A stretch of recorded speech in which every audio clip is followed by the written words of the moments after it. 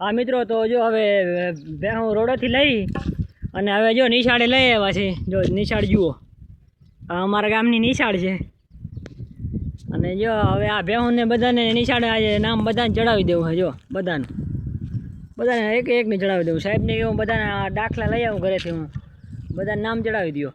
હવે ભણવા જ મૂકી દઈએ. આ લોહી બહુ પીએ ને તો ત્યાં કંઈ ખચવાય. કેમ છે મિત્રો? તો મજામાં ને? તમારી બહેને પણ કંઈક આવું શીંગડું છે જે આવું આવી રીતના આમ અહીંયા અડાડવું છે, તો એક ઉપાય બતાવું. એના માટે એવો કંઈક ઉપાય છે, તમને બતાવું. ચાલુ રાખો વિડીયો.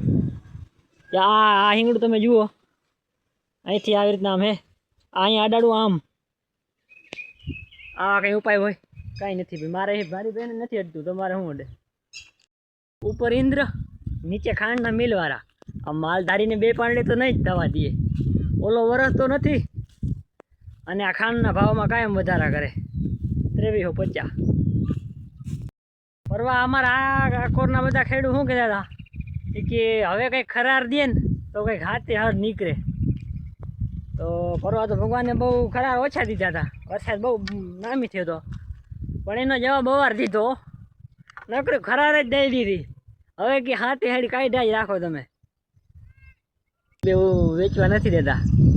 નકર સ્કોર્પિયો કેમ આવે ને એ તમને બતાવો.